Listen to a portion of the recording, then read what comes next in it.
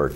But I certainly think a number of 21 or 19, if the Democratic side chooses to look at that, that's something that we certainly will look at. I will look at a reduction, but I certainly will not go to 10 or 15. The lowest I would ever think of going would be 19. How many now? It's 25? 25. Yeah. 25. And but there's one extra Democrat, right? Well, at the present time, it's 12-12. As I say, this District 7. So that's a Democrat or Republican, depending on who wins. That's exactly right. That's exactly right. Because, as the chairman has said, Mr. Duff is a registered Republican, but he caucuses and supports the Democrats. I think he does that because he has a very highly Democratic district, and he wants to side with the city of Dunkirk and Mr. Alstrom, and that's his decision. So then also we have Mr. Stutzman, who's an independent. Who could go either way, too. Who could go either way, but generally speaking, he doesn't caucus at all with anybody, unfortunately, but he generally supports the vote of the Democrats because caucus meetings are very important. What's a caucus meeting? Well, that's where each side gets together, and I, for one, I'm not on public facilities, for example. So if I have a public facilities resolution that night, I will turn to Jerry Parks or Dick Babbage, who is on that committee, to report back on what resolutions they talked about and passed at their meeting, and he will provide the information we need to support the resolution or not.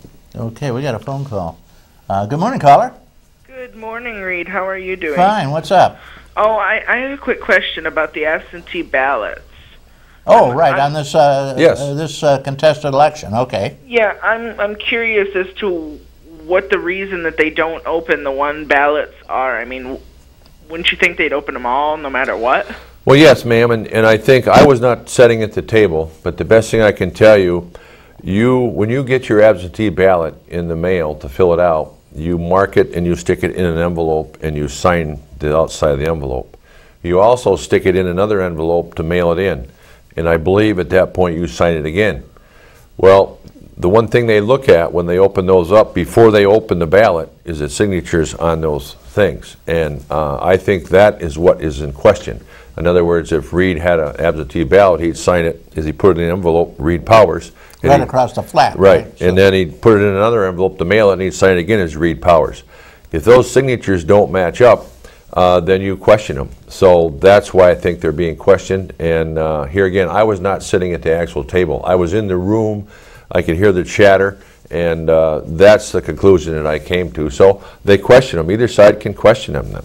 And then they go before a judge. They have the money to do that, and then he decides whether or not they're open or not. There you go, caller.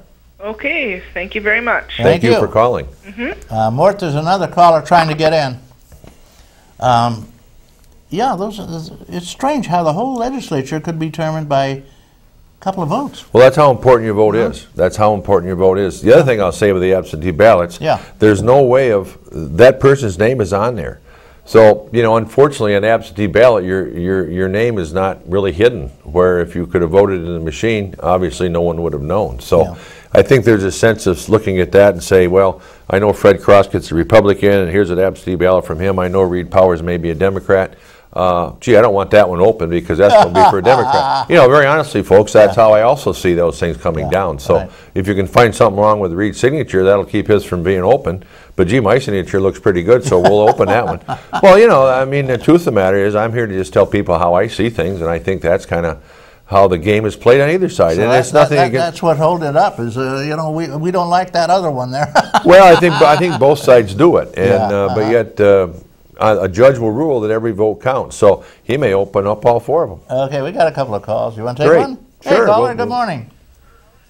Hello. Hi. Hi, Fred. Hi. Congratulations on your election win. Thank you very much. Okay. What would your best ambition be for Chautauqua County?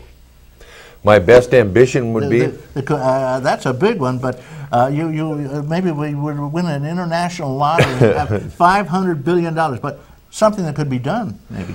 Well, I think the first thing we have to keep maintaining what we can do looking at consolidation of governments. I only wish I had the power to help consolidate some of these school districts, cut tax rates that way. I only hope that we can consolidate government. I don't think the whole answer of consolidation with a smaller legislature is a total answer. I will work very hard to help facilitate anything that we can do to reduce the cost of government. I think people are so frustrated at the national and the state level, and we're the closest people to them, so they see a lot of us. And we're going to do our best to consolidate these services and save people money. But my wife is a school teacher. I was a former school board member. I would love to see us work these schools together. And I've made this comment to my wife many times, and my daughter is also a school teacher. I'll just use this as an example. If Sherman, and this is a great thing to think about, if Sherman could only bring their high school and junior high school kids to this school right now, and we looked at the amount of teachers that may be retiring in Chautauqua next year and Sherman next year, wouldn't it be great if we could keep the teachers we have now, not cut any teachers, offer more programs, but in the same token, these maybe 10 teachers that may retire next year between Sherman and Chautauqua Lake, we weren't going to hire any new ones, but there we do. We move on. We save some money there. We also save some money on the superintendent.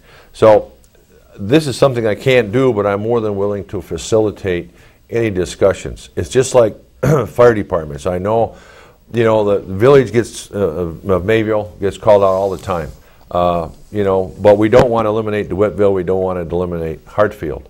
But yet, some of those consolidations of services, the EMTs are so strung out. We want to provide these kind of services, but we've got to do it if getting our best bang for the buck. So that, helping keep real estate property taxes down, and doing as much as I can to help small business in this county, because government doesn't create jobs. But the example I used before of helping these entrepreneurs maybe get bank loans, IDA loans, that is going to help. Promoting small business. Promoting small business. We're not going to get a GM plant here. Or no one is, I guess. No, but we, you know, people want jobs.